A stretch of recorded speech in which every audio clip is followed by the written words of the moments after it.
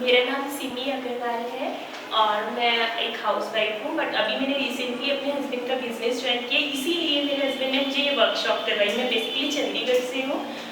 मेरे हस्बैंड ने मुझे एक्चुअली कॉन्फिडेंस का थोड़ा वो रहता था कि स्टेज फियर, तो आज मैं बहुत खुश हूँ कि मैंने ये क्लासेस ज्वाइन की।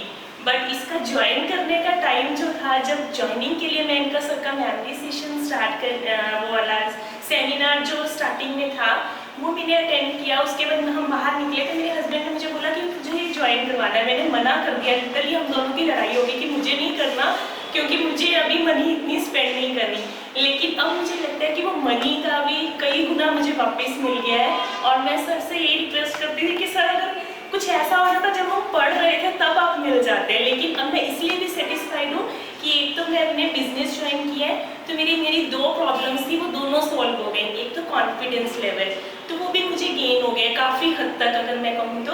और सेकेंड मेरी प्रॉब्लम थी कि मैं अब ऑफिस जाने लगी हूँ तो मेरे बच्चों की स्टडी का क्या होगा, क्योंकि मेरी बेटी 6th में और बेटा 5th में है।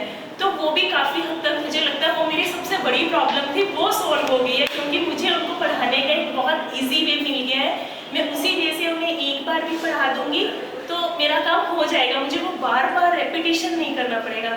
तो मैं सर का थैंक्स करती हूँ और तहे दिल से शुक्रिया अदा करती हूँ। और मेरे गुरु के बाद सर का ही नंबर आता है मेरे गुरु आशुतोष महाराज जी हैं और उनके बाद मेरे लिए धर्मेश सर का नंबर आता है और मेरी बिटिया के लिए भी। Thank you.